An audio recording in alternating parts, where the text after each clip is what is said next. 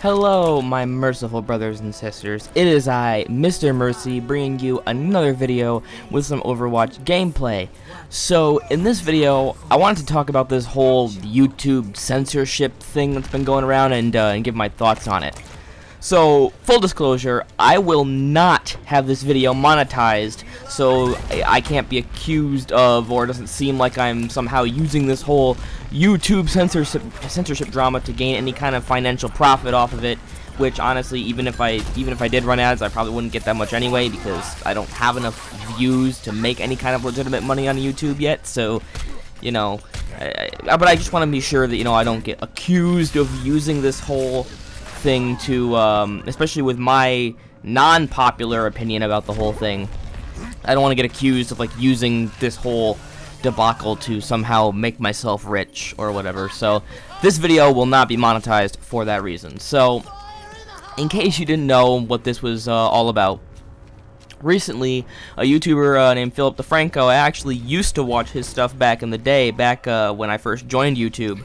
Probably like in what, like 2008, 2009, something like that. I used to watch his stuff a long time ago. And there's other prominent YouTubers that were caught up in this, like Boogie2988.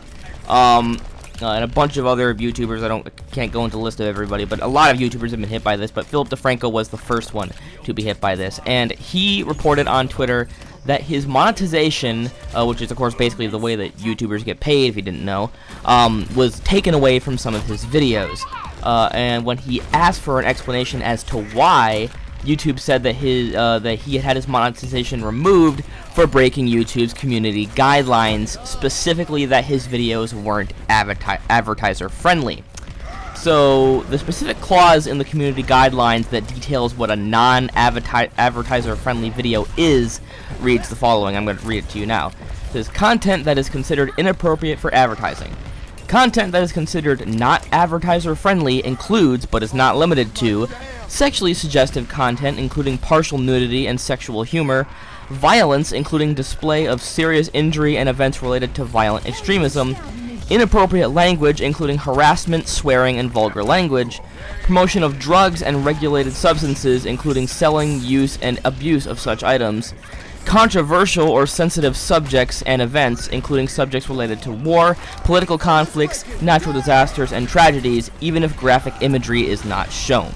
So that's the entire quote from the community guidelines of YouTube.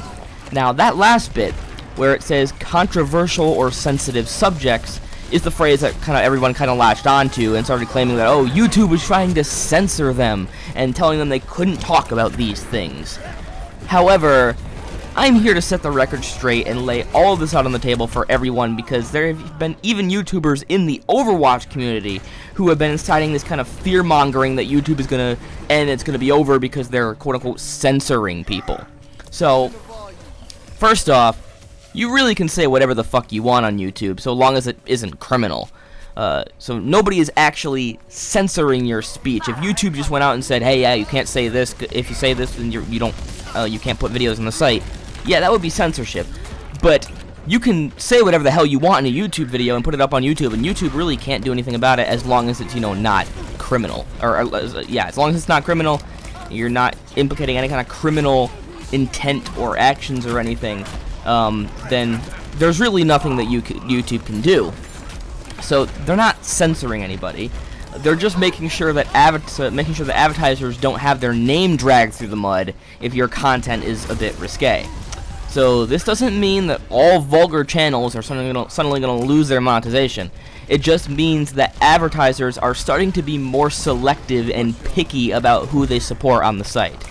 Also, this only really applies to monetization, which really only affects you if you make your living off of YouTube. So if you don't do that, you just do YouTube like me for a hobby, then there's really nothing to worry about. It's not a big, you know, concern.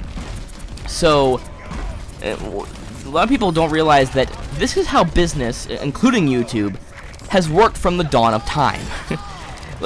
For example, there's a pretty good example I can point out to you guys. Let's take a look at the PGA, you know, the Professional Golfing Association. Do you guys remember when Tiger Woods was caught cheating on his wife? And you know, there was a whole big scandal around it, and it was a big thing about drama in the news. Do you know what happened because of that? He lost lots of sponsors and advertising deals. Companies like EA and Nike didn't want to appear to their customers as if they supported Tiger Woods' actions by continuing to pay him in light of these scandals. So, like, you know, the EA and Nike didn't want to be accused, like, of saying, like, hey, you support men cheating on their wives, you know, because that could happen. You know, customers could point to Tiger Woods if EA and Nike were still on, you know, Tiger Woods' payroll and say, hey, you know, you guys must be okay with this because you're continuing to support this guy financially, and they didn't want that, so they backed off and dropped him as a sponsor. So, and that's just one case of many in history that has happened. Something controversial happens, some kind of drama lets loose, and, you know, companies kind of draw back and step back. They don't want to be associated with it because it's bad news for them. And businesses have always had the right to protect themselves from being, like, affiliated with bad things. And this whole YouTube policy, people are acting like, oh, this is a brand new insane rule change that's happened. No, this policy has been around since monetization was first allowed on the site. It just wasn't really strictly enforced until now. Now they're really starting to strictly enforce it. Why is that? I'll get to that in a minute. So, to give you guys a little bit of perspective on this, when you make a video, regardless of the content, and monetize it, the company whose ad plays before your video is kind of, in a way, unofficially affiliated with that video and the contents of it. So, just for an example, I like to preface this by saying this is not my personal opinion, I'm just kind of using it to make a point, is that, for example, say you made a video talking about how you wish all black people in the world could be skinned alive and hung from trees like they did, like, back before the civil rights era. And say, for example, like, you had that video monetized, and like a commercial for, let's say, like, Schick razors played before that video. So a viewer who is offended, probably rightfully so, by those remarks could choose to call out Schick razors and say, hey, you're financially supporting a racist asshole, and that morally, as a company, Schick razors, you guys, support the brutal skinning of black people.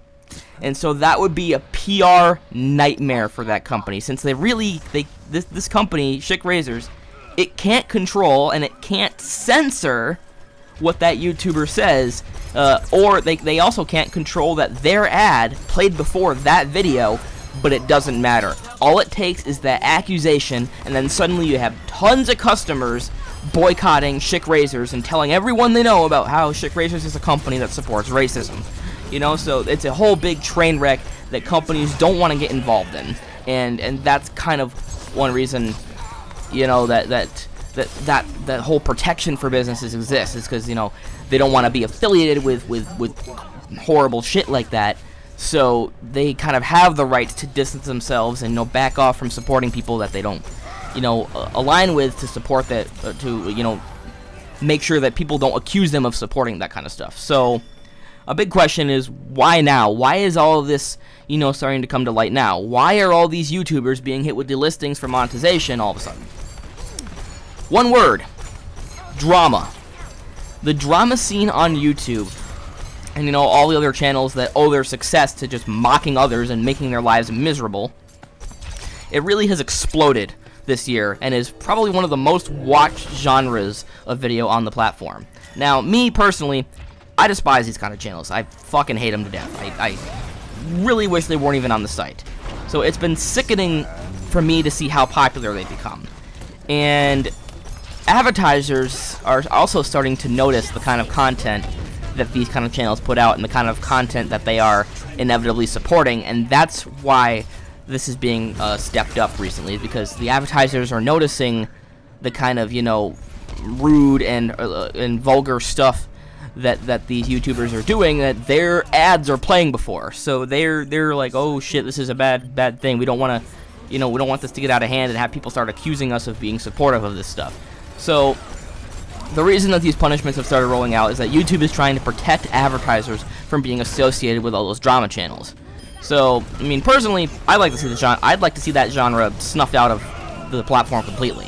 And who knows, maybe if these channels can't get paid for exploiting other people, then maybe they'll do the sensible thing and quit YouTube, but that isn't a given. Drama channels may still exist, but YouTube is pushing to make them unprofitable, to protect the image of the companies that would otherwise bear the unfortunate honor of having one of their ads before one of these, like, drama videos.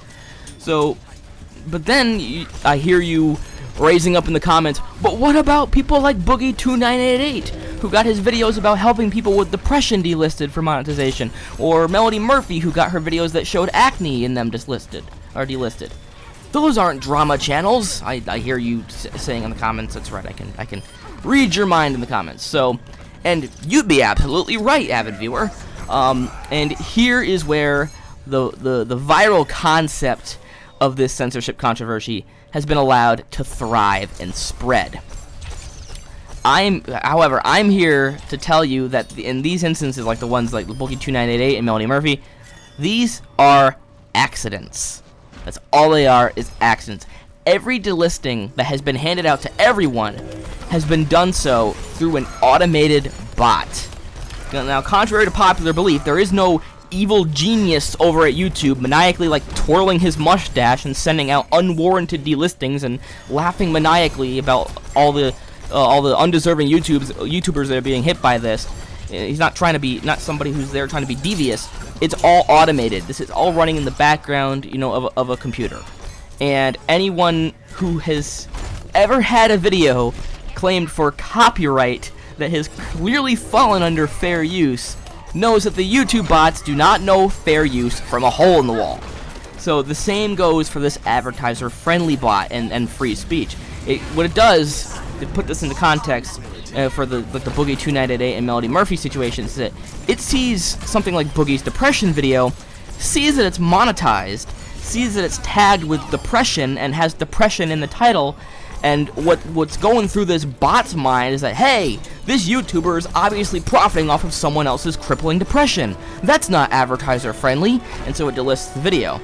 And it does that automatically. Same goes for Melody Murphy's video. YouTube bot sees like the acne thing all over the video and thinks, oh, she must be mocking people who have acne. That's not advertiser friendly either, and it dislists it. So are these delistings warranted?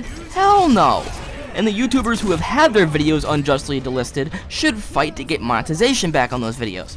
I do think that some people who did get hit with these waves of delistings actually probably did deserve it, and were breaking the rules, but not all of them, and certainly Boogie and Melanie are examples of YouTube's stupid algorithms just screwing over the rule-abiding users.